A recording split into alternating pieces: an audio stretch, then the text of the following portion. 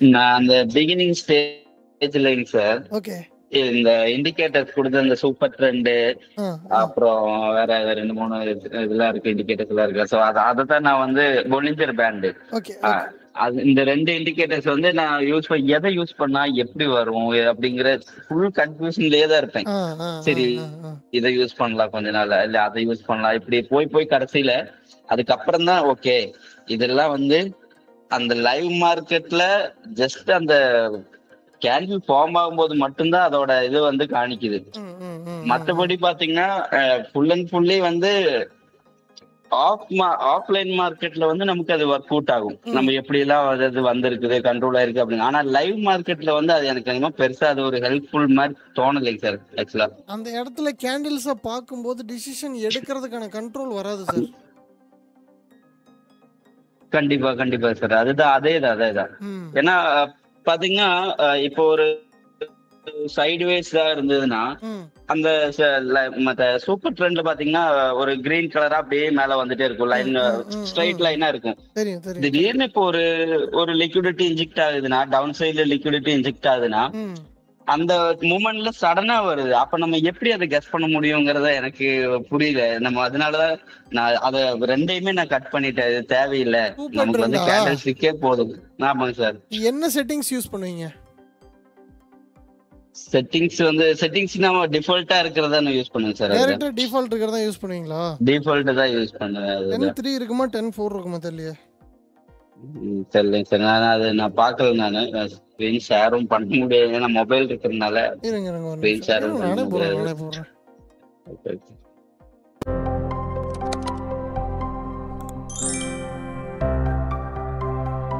Default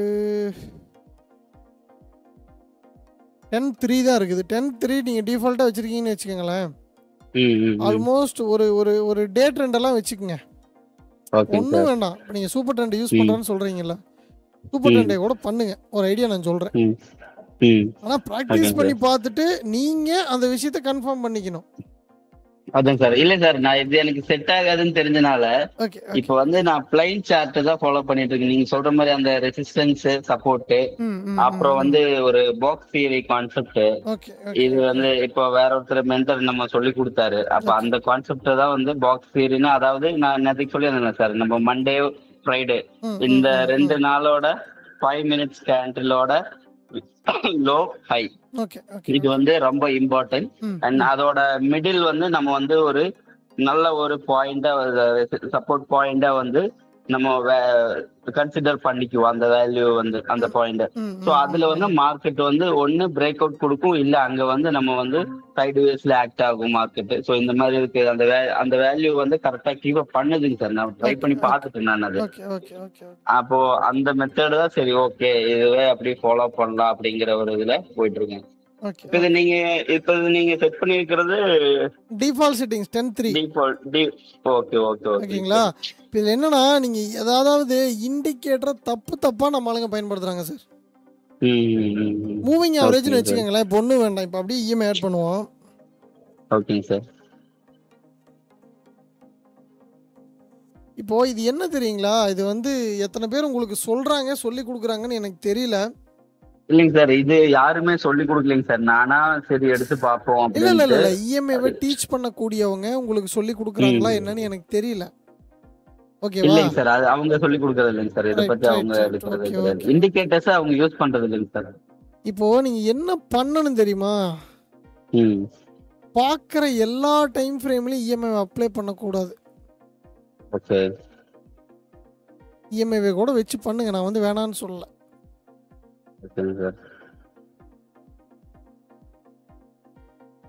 இது தெரியுதா? தெரியுது சார், தெரியுது. ஜிமீட்லயும் உங்களுக்கு ஸ்கிரீன் தெரியும், ஷேர் பண்ணியிருக்கிறேன், பார்த்துக்கோங்க. ஆமாங்க சார். ஜிமீட்ல தான் பார்த்துட்டு இருக்கேன். அதுல பார்த்தா ரொம்ப லேக் ஆகுது. அது கொஞ்சம் லேக் ஆகும். நீங்க டெய்லியில பார்க்கும்போது உங்களுக்கு மூவிங் ஆவரேஜ் இங்க இருந்தது. ஆமாங்க சார். 1 ஹவர் பார்க்கும்போது பையும் காட்டுது, செல்லும் காட்டுது. இந்த இடத்துல டிசிஷன் எப்படி எடுப்பீங்க? இதுல கொஞ்சம் டிஃபிகல்ட்டா தான் இருக்கும். இந்த ட்ரெண்ட் வச்சு எடுக்கும்போது கொஞ்சம் டிஃபிகல்ட்டா தான் இருக்கு. நான் வந்து எடுக்கிறதா இருந்துன்னா இதை வந்து நான் வந்து ஒரு கன்சல்டேஷன் ஸ்டேட்டா வந்து நான் பாத்துக்குவேன் சார். அந்த கீழே அந்த பாட்டம் வந்து சப்போர்ட், அதுல இருந்து சப்போர்ட் எடுத்து மேல ஏறியது வந்து நீங்க இப்போ பண்றீங்க இல்லைங்களா? சோ அதை வந்து நான் ஒரு கன்சோல்டேஷன் ஸ்டேட்டா வந்து நான் எடுத்துக்குவேன் சார். ரைட் ரைட் அதை ரைட் வந்து பிரேக் அவுட் கொடுக்கும்போது மட்டும், இந்த பெரிய கேண்டில் பிரேக் அவுட் கொடுக்கல இல்லைங்க, இந்த டவுன், அதாவது இதுக்கு முன்னாடி ப்ரீவியஸ் லோவை வந்து பிரேக் அவுட் கொடுக்கும்போது மட்டும்தான் என்ட்ரி எடுக்கணும். அந்த மாதிரி ஒரு இதுல நான் கன்சிடர் பண்ணிக்குவேன். அப்பதான் நான் பையிங்க்கு போவேன். நான் வந்து ஒரு சில வீடியோஸ் போடலான்னு ஒரு பிளான் பண்ணி வச்சிருக்கிறேன். ஒன்னு சார்ட் பேட்டர்ன்ஸ். ஓகேங்க சார். ஓகேங்க sir.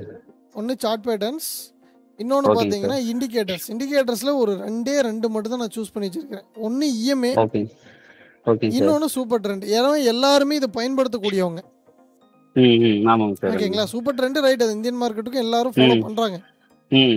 Most of the traders right super trend பாத்துக்கலாம், ஆனா அதை மல்டி டைம் ஃப்ரேம்ல எப்படி யூஸ் பண்ணணும்ன்ற விஷயம் தெரியறதில்ல. இல்ல எனக்கு சுத்தமா தெரியலைங்க சார், அதனாலதான் நான் சொல்லிட்டு இருக்கேன். ஏன்னா இப்ப இந்த இஎம்ஏவுக்கும் சரி எதுக்கும் சரி நம்ம வந்து என்ன செட்டிங்ஸ் வச்சிருக்கிறோம், டிஃபால்ட் தான் வச்சிருக்கிறோம். இப்ப 9 தான் இந்த இடத்துல இருக்குது டிஃபால்ட்டா. 1 ஹவர்ல இங்க செல் காட்டிக்கிட்டு இருக்குது, இந்த இடத்துல பை காட்டிக்கிட்டு இருக்குது. இதே உங்களுக்கு டெய்லியில பாருங்க, டெய்லியில ப்ராப்பரா ரெசிஸ்டன்ஸா ஆக்ட் ஆகுது அந்த லைன். ஓகேங்களா? நீங்க நான் வந்து நேத்து உங்கள்கிட்ட சொன்னா, ஆமா உங்கள்கிட்ட தான் சொன்னேன், மானிட்டர் கொஞ்சம் ஒயிட் ஆங்கிள் இருக்கிற மானிட்டர் வாங்கிக்கிங்க, ஸ்பிளிட் ஸ்கிரீன் வச்சு பாக்குறதுக்கு கரெக்டா இருக்கும்னு சொன்னேன் இல்லைங்களா? ஆமாங்க சார். ஆமா, அது என்னன்னா இதுதான் ரீசன். 30+ வாங்கிக்கங்க அப்படினு சொன்னீங்க. ஆமா, மினிமம் 30+ வாங்கிக்கங்க. ஓகேங்களா? 30+ வாங்குறது முக்கியம் இல்ல, ரெசல்யூஷன் அதிகமா இருக்கிற மானிட்டர் வாங்கிக்கங்க. ஓகேங்க சார். எல்இடி ஸ்கிரீன் அந்த மாதிரி கொஞ்சம் ரெசல்யூஷன், அதாவது அதுல ரெசல்யூஷன் இப்போ 1080 4K 8K இருக்கு இல்லீங்களா? அப்படி வாங்கிக்கங்க. 2K 8K அந்த அதாவது 2K 4K ரேஞ்சுக்கு வாங்கிட்டீங்கன்னா அதாவது அதோட பிக்சல்ஸ் இன்னும் ஷார்ப்பா தெரியும், குவாலிட்டியா உங்களால பார்க்க முடியும். பெருசா இருக்கிறதுனால எழுத்துக்கள் ரொம்ப பெருசா தெரியாம கரெக்டா நீங்க அதை வந்து பாத்துக்க முடியும். ஓகேங்களா? இவரு நம்ம யாரு இந்த யாருங்க நேத்து ஒருத்தர் வந்து பேசினாருங்க, என்னமோ பிரகாஷ், தனப்பிரகாஷ், அவர் சொல்லிட்டாரு. அவரு கம்ப்யூட்டர் கடை தான் வச்சிருக்காரு.